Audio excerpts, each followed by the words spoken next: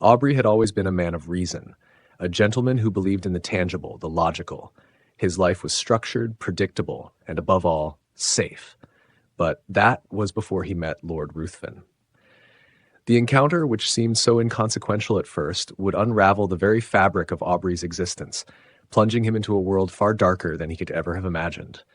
It all began in London, where Aubrey first crossed paths with Lord Ruthven. There was something about the man, an air of mystery that drew people to him like moths to a flame. Tall, with an aristocratic demeanor and eyes that seemed to pierce through the soul, Ruthven was a figure who commanded attention. Yet, there was something unsettling about him, something that made the hairs on the back of Aubrey's neck stand on end whenever he was near. But despite his unease, Aubrey found himself inexplicably drawn to Ruthven's company. When Ruthven suggested they travel together to Rome, Aubrey hesitated. He had heard whispers about Ruthven, stories of misfortune that seemed to follow in his wake. But Ruthven had a way of dispelling such rumors with his charm, and before Aubrey knew it, he had agreed to accompany him on the journey. Rome, after all, was a city of wonder and history. How could anything sinister come of such an adventure? The trip began well enough, with Ruthven acting as the perfect travel companion. They toured the ancient ruins, dined in fine restaurants, and mingled with the upper echelons of Roman society. Yet Aubrey could not shake the feeling that there was more to Ruthven than met the eye. It was during one of their evenings in Rome that Aubrey stumbled upon a scene that would change everything. He had grown suspicious of Ruthven's late-night disappearances and, one evening, followed him to the home of a mutual acquaintance, a young woman of considerable beauty and innocence. Aubrey watched in horror as Ruthven, with an air of detached cruelty, manipulated and preyed upon her. It was as though he thrived on the corruption of innocence, feeding off the despair he sowed. Disgusted, Aubrey severed his ties with Ruthven and left for Greece, seeking solace in the ancient lands. It was there, amidst the crumbling temples and sunlit shores, that Aubrey found Lantha, a woman of enchanting beauty and grace. She was unlike anyone he had ever met, wild, free, and full of life. Aubrey found himself drawn to her not just by her beauty, but by her spirit. She spoke to him of the ancient legends of Greece, stories of gods and monsters, of curses and immortality, but it was her tales of vampires that captivated him most. "There are creatures," Lantha whispered one evening as they sat beneath the stars. "Beings who feed on the blood of the living. They walk among us, hidden in plain sight, but you can always tell them by their eyes. They never seem to age, never seem to change, and their gaze, it feels as though they see straight into your soul." Aubrey laughed it off at first, dismissing it as local superstition. But the way Lanthe spoke, the fear in her voice, it stirred something deep within him. A few nights later, that fear became all too real. Lanthe was found dead, her body pale and drained of blood, just as the legends described. Aubrey was devastated. He couldn't shake the feeling that Ruthven had something to do with her death, though he had no proof. Against his better judgment, Aubrey resumed his travels with Ruthven. Perhaps it was out of morbid curiosity, or perhaps a deeper force was pulling him back into Ruthven's orbit. They journeyed through the desolate lands of the East, where the sun seemed to cast longer shadows and the nights were filled with an oppressive, suffocating darkness. One fateful evening, they were attacked by bandits. In the chaos, Ruthven was gravely wounded, his body crumpling to the ground as the life ebbed from him. As Ruthven lay dying, he grasped Aubrey's hand with surprising strength. "Swear to me," Ruthven rasped, his eyes locking onto Aubrey's, "that you will tell no one of my death. For 1 year and a day, you must keep this secret." Aubrey, shaken and bewildered, swore the oath, not fully understanding the weight of the promise he had just made. Ruthven's lifeless body was left behind, buried hastily in a shallow grave. Aubrey returned to London, trying to forget the horrors of the past few months. But the memories clung to him like a dark cloud, and Ruthven's dying words echoed in his mind. Months passed, and Aubrey tried to rebuild his life. But as the days wore on, he began to notice a disturbing pattern. Every person who had come into contact with Ruthven had met some tragic fate, accidents, illness, unexplained disappearances. It was as though a curse followed him, a dark shadow that consumed everything in its path. Then, one evening, Aubrey's world was shattered. He attended a grand ball in London, hoping to distract himself from the mounting paranoia. But as he stood amidst the glittering crowd, his blood turned to ice. There, across the room, was Ruthven, alive, healthy, smiling that same unsettling smile. Aubrey's heart raced. How could this be? He had seen him die, had buried him with his own hands, and yet there he was, as if nothing had happened. Worse still, Ruthven had set his sights on Aubrey's sister, a gentle and kind-hearted woman who was the light of his life. Ruthven began courting her and soon after proposed marriage. Aubrey was frantic. He knew what Ruthven was, life though he could not speak the words. The oath he had sworn bound him in silence, trapping him in a nightmare of his own making. Desperation clawed at Aubrey's mind. He wrote a letter to his sister, pouring out his heart, warning her of the danger she was in. But it was too late. The letter did not reach her in time. Ruthven and his sister were married in a lavish ceremony, and on the night of their wedding, tragedy struck. Aubrey's sister was found dead, her body cold and lifeless, her skin as pale as snow. Every drop of blood had been drained from her veins. Ruthven had vanished, leaving behind only the hollow shell of the woman Aubrey had loved most in the world. The horror of it all consumed Aubrey. He had failed. Bound by an oath he should never have taken, he had allowed the monster to destroy everything he held dear. And now Ruthven was out there, somewhere, preying on the innocent, leaving death in his wake. Aubrey's mind shattered under the weight of guilt and terror. He could no longer distinguish reality from nightmare. Everywhere he looked, he saw Ruthven's eyes, cold and predatory, watching him from the shadows. We lived in a modest old house, a place that had stood for decades, its wooden floors creaking beneath every step, its dimly lit corners steeped in shadows. My wife and I lived there quietly, sharing the space with our beloved black cat, Pluto. There was something comforting about his presence, his soft purring, his gentle gaze, the way he would curl up on my lap in the evenings as we sat by the dim glow of the fire. In those moments, life seemed simple, peaceful even. Pluto was more than just a pet. He was a companion, a friend who seemed to understand me in a way that few did. I cherished him. But there was a darkness in me that I could not control, a darkness that only grew stronger with time. My temper was quick to rise, and the bottle became my closest confidant. It was on those nights, with the haze of alcohol clouding my mind, that my affection for Pluto turned into something twisted. I don't remember the exact moment when it began, but I started resenting the cat. His presence, once comforting, became a silent judgment. His eyes, once filled with trust, now seemed to pierce through me, a constant reminder of the man I was becoming. It was one of those nights, one of many, when the alcohol had dulled my senses, that I did something unforgivable. Pluto had crossed my path, innocently brushing against my legs, but in my drunken rage, it felt like a provocation. My hands acted before my mind could stop them. I grabbed the cat, his soft body writhing in my grip, and in a horrifying act of cruelty, I hung him. His lifeless body swung before me, the once comforting purring now replaced by the terrible silence of death. In that moment, I felt nothing but numbness. It wasn't until the next day, when the fog of my drunkenness lifted, that the weight of my actions crushed me. Guilt gnawed at my insides, but it was too late. Pluto was gone, and with him, the last shred of my humanity. Not long after Pluto's death, something strange happened. Our house, our home, was engulfed in flames. The fire came suddenly, violently, and we barely escaped with our lives. Everything was lost, every belonging consumed by the ravenous flames. But as I stood there, staring at the charred remains, one thing stood out. Amidst the ruins, one wall had miraculously survived the fire, and on that wall was an image I would never forget, a haunting imprint of Pluto, his body twisted and hung just as I had left him. The sight chilled me to my core. How could this be? How could the fire, which had devoured everything else, leave behind this grotesque reminder of my sin?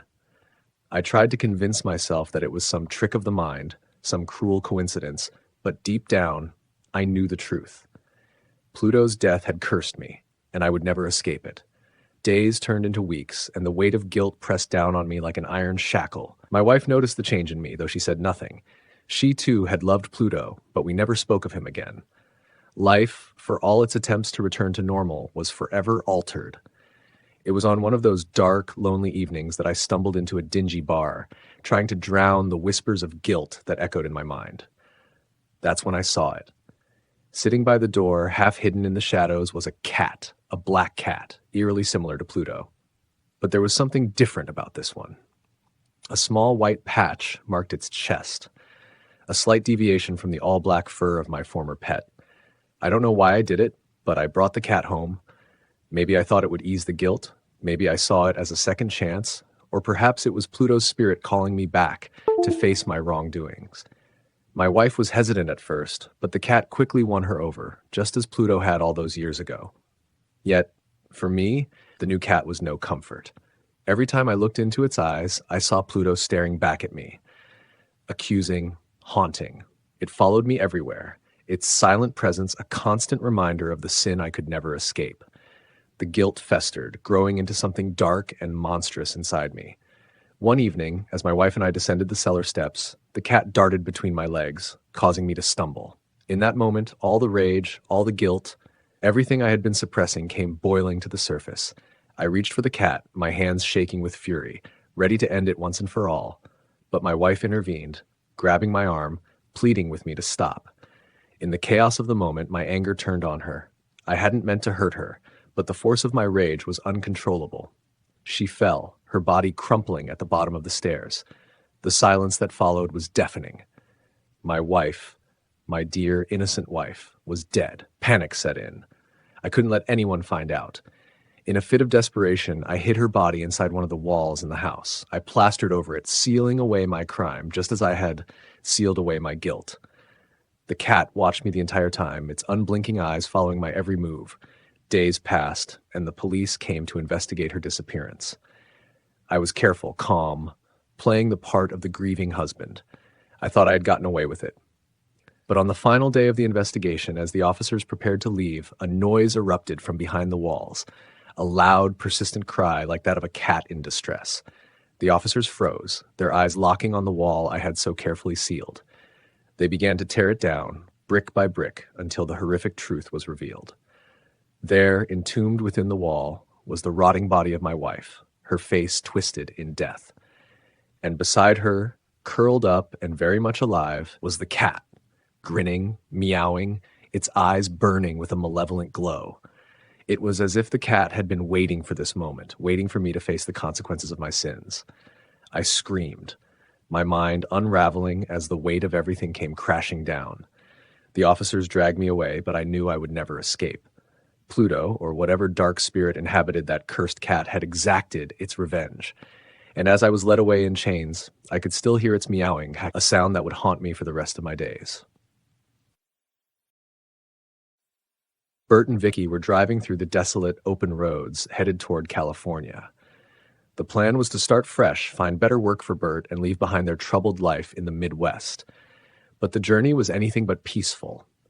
They bickered constantly, their strained relationship boiling over in the cramped confines of the car. Maybe if you hadn't pushed me to quit, we wouldn't be in this mess, Bert muttered, gripping the steering wheel. Vicky glared at him. Oh, please. It's always my fault, isn't it? Maybe if you actually took responsibility. Their argument was abruptly cut off by a sudden flash in the road, a figure darting out from the cornfields that lined the highway. Bert slammed on the brakes, but it was too late. The impact was immediate and brutal, the car shuddering as it hit the boy, his small body tumbling onto the asphalt behind them. For a moment, they sat in stunned silence. Then Vicky screamed. "Oh my God, Bert! You hit him!" she yelled, her voice trembling with panic. "It wasn't my fault," Bert snapped back, though the fear in his eyes was evident. "He came out of nowhere." They both scrambled out of the car, rushing to the boy's lifeless body. As they got closer, Bert noticed something disturbing. The boy's throat had already been slit, a deep gash running across it, and he was bleeding heavily. He was already hurt," Bert whispered, feeling a wave of cold terror wash over him. Vicky's eyes widened as she bent down and noticed something in the boy's small bag, a crude cross made entirely of corn husks, twisted and knotted together. She picked it up gingerly, an unsettling feeling creeping over her. "We need to get help," Bert said, his voice tight with fear. "There's a town nearby, Gatlin. We'll take him there." They hurried back to the car, leaving the boy's body behind as they sped toward the eerie, isolated town of Gatlin. The road seemed to narrow as they approached, the cornfields on either side growing unnervingly tall, casting long, shifting shadows across the road. When they finally reached Gatlin, the town appeared frozen in time. The gas station sign advertised prices from decades ago, and the buildings looked abandoned, their windows coated in dust. Yet there was an unsettling feeling that they weren't truly alone. "Something's not right here," Vicky whispered, her eyes darting around. Bert pulled up in front of a small church, its doors hanging crookedly on their hinges. "Stay here," he said. "I'm going to find someone." Vicky watched him disappear inside, her heart pounding. She sat in the car, anxiously scanning the streets, feeling the weight of the oppressive silence. Then she saw them. Children, emerging silently from the cornfields, dressed in old-fashioned clothes, their faces pale and blank. "Bert!" she screamed, but it was too late. The children swarmed the car, their small hands yanking her from the seat. Vicky fought and kicked, but they were relentless, dragging her toward the center of the town. Bert heard her cries and rushed out of the church, but what he saw made his blood run cold. The children had Vicky, their eyes devoid of emotion, as they beat her with wooden sticks. Bert yelled, charging at them, but as he neared, the children scattered into the cornfields, disappearing into the shadows. Vicky was gone. Bert's heart pounded in his chest as he frantically searched for her, his mind spinning. The town felt like a trap, an endless maze of dilapidated buildings and thick, looming corn. As night fell, the air grew colder, and the town seemed even more deserted than before. Desperate, Bert ran into the cornfields, the stalks towering over him like walls closing in. He called for Vicky, but there was no response, only the eerie rustling of the corn in the wind. Finally, as dawn began to break, Bert stumbled upon a horrifying sight. Vicky, tied to a cross made of weathered wood in the middle of the field. Her lifeless body hung limply, her eyes missing, her face twisted in agony. The barbed wire that held her in place gleamed in the early morning light. Bert's legs gave out beneath him as he collapsed in horror. He had lost her. The cornfields, which had once seemed so ordinary, now felt like the heart of something far more sinister. Before he could process the horror of what he was seeing, a deep rumble began to shake the ground beneath him. Bert looked up in terror as something massive began to stir in the corn. The stalks rustled violently, parting to reveal a towering figure, its eyes glowing red like embers in the night. It was a monster, an ancient, hulking creature that seemed to rise from the very soil itself, its body twisted and gnarled like the roots of the corn. Bert tried to run, but the creature's presence was suffocating, pulling him back toward it as if the earth itself were holding him down. The children emerged from the corn once more, watching in eerie silence as the monster approached Bert. Its massive hands reached out, gripping him with inhuman strength. Bert's screams echoed through the fields as the creature tore him apart, his blood soaking into the soil, nourishing the corn that grew in endless rows around him. The children, their faces emotionless, bowed their heads in reverence to the ancient being they called He Who Walks Behind the Rows. This monster, the true master of Gatlin, had claimed another sacrifice, and the children of the corn would continue their twisted worship, bound to the dark force that ruled their isolated world. As the sun rose over the cornfields, Gatlin remained as it always had, an abandoned town, forgotten by the outside world. But those who knew its secrets, the children who lived in the shadows of the corn, knew the truth.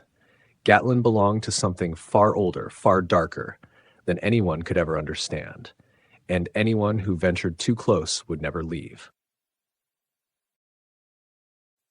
It was a dreary, rain-soaked evening when Sergeant Major Morris arrived at the home of Mr. and Mrs. White, his weathered face illuminated by the flickering flames of the fireplace.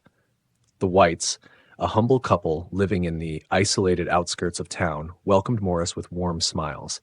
He was an old family friend, though his demeanor had changed in recent years. He carried with him the weight of things seen and done in distant lands, and his eyes, once bright, now seemed haunted. They sat by the fire exchanging pleasantries, while Morris sipped from a glass of whiskey, his hand trembling ever so slightly. It wasn't long before the conversation shifted to the strange relic he had brought with him from India, a shriveled, mummified monkey's paw. its fingers twisted in a grotesque curl. "I've seen some strange things in my time," Morris said, his voice gravely, "but nothing as cursed as this." He placed the monkey's paw on the table between them, its presence seeming to darken the room.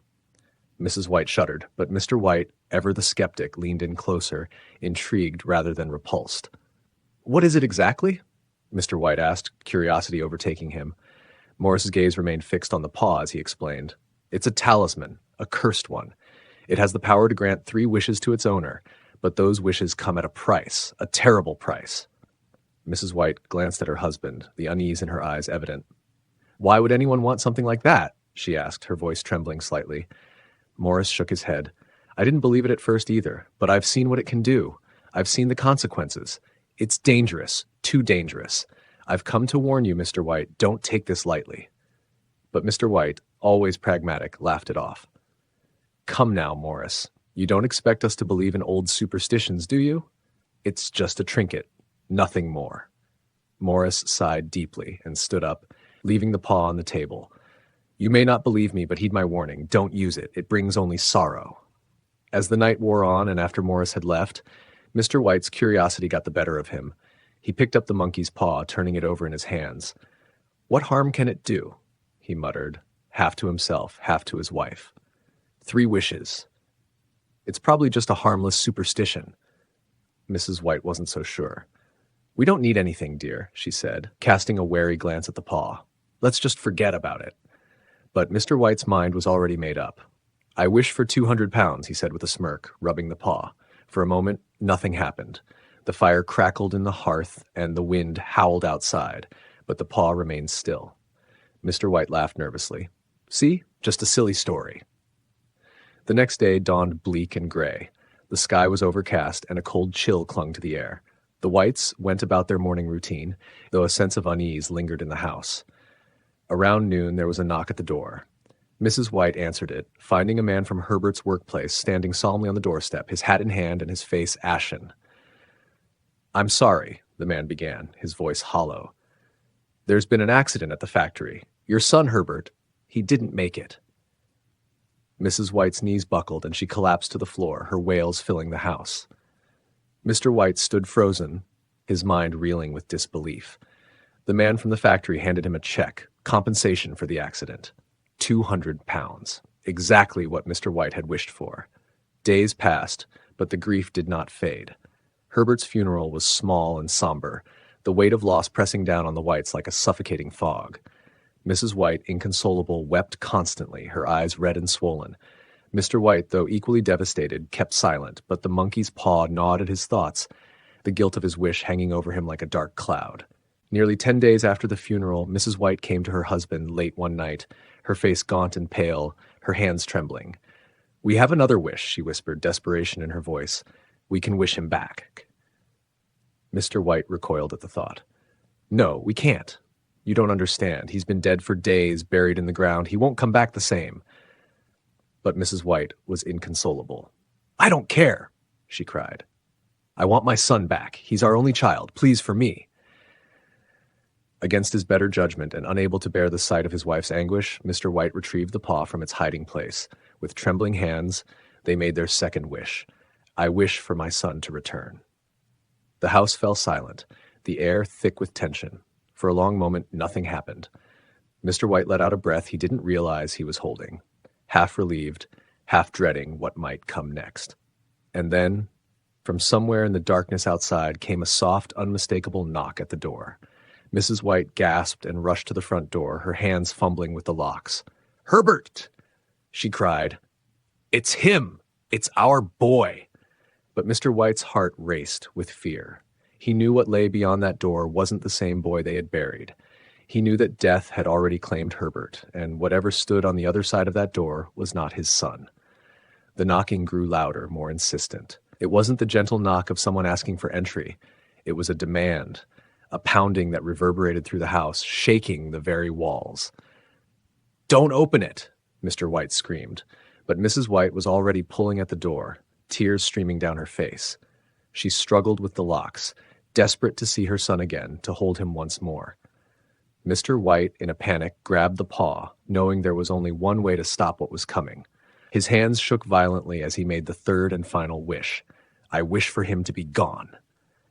The pounding on the door stopped. The house fell deathly silent once more. Mrs. White finally managed to unlock the door, flinging it open, but there was no one there. The road outside was empty, and the only sound was the wind rustling through the trees. Mrs. White collapsed to the floor, her sobs echoing through the house as she stared at the empty doorway. Her son was gone forever. Mr. White stood motionless, clutching the paw in his hand, his heart heavy with the knowledge that some doors should never be opened, some wishes never made. And as the night wore on, the cursed relic sat on the table once more, its twisted fingers a reminder of the terrible cost of tampering with fate. On a cold winter night, Emily found herself home alone for the very first time. Her parents had gone out for the evening, leaving her with the comforting presence of her loyal golden retriever, Max. Emily felt both excited and nervous, enjoying the independence but also keenly aware of the unsettling quiet that comes with being alone. She carefully locked all the doors and windows in the house, except for one, the window in her bedroom that never seemed to close all the way, no matter how hard she tried. She shrugged it off, figuring that the cold wind outside wouldn't make it past her thick curtains. As she settled into bed, Max curled up at her feet, and she let the soft murmur of the evening news keep her company. The anchor's voice grew serious, warning viewers about a dangerous individual who had been spotted in the area. Emily's nerves kicked in as she listened to the report, which urged people to stay alert and secure their homes. Shivering slightly, she double-checked the lock on her bedroom door before slipping under the covers. Sleep came in short bursts, but around midnight, a strange dripping sound pulled her from her uneasy slumber. Groggy and confused, she listened for a moment, her heartbeat quickening. The noise echoed faintly, its source unclear. She told herself it was nothing, just the plumbing or maybe a leaky faucet. Trying to reassure herself, she reached down from her bed to give Max a comforting pat. Feeling the warm touch of his tongue against her fingers calmed her, and she lay back down. The dripping sound persisted, however, nagging at her until she could no longer ignore it. Determined to find the source, Emily slid out of bed and tiptoed through the dark house. She checked the taps in the kitchen, the bathroom, even the laundry room. Nothing was leaking. Puzzled, she returned to her room, her fear creeping back. She reached out to Max once again, feeling that familiar lick, and the steady rhythm of the dripping noise lulled her back into a fitful sleep. Morning light streamed through her bedroom window, waking her abruptly. She stretched, trying to shake off the eerie feelings from the night before. Calling for Max, she expected him to hop up, tail wagging as usual. But he didn't. "Max?" she called out again, more urgently. No response. Her stomach knotted with worry. Panicking now, she searched the house, calling for her dog. Her voice grew more frantic with every step. She checked under the bed, the living room, and finally moved toward the closet, her last hope. As she opened the door, Emily's world froze. There, hanging upside down, was Max's lifeless body, blood dripping slowly onto the floor in a steady rhythm. The sight hit her like a punch to the gut, leaving her breathless and shaking. She stumbled backward, her eyes wide with terror, when something else caught her attention. Written on the inside of the closet door in smeared red letters was a chilling message: "Humans can lick too." The horrifying realization gripped her. The comforting licks she'd felt during the night hadn't come from Max at all. Her skin crawled and her heart raced as she frantically dialed 911, her hands trembling so violently she could barely press the buttons. As she waited for help to arrive, the house no longer felt like her home. It felt like a cage, one where something sinister had entered unnoticed. And as the sirens echoed in the distance, Emily was haunted by the truth. Whatever had been in her room that night hadn't left. It was still out there, watching, waiting for the next moment she let her guard down. Thanks for watching. Don't forget to subscribe to the channel, like, comment, and share the video. See you next time.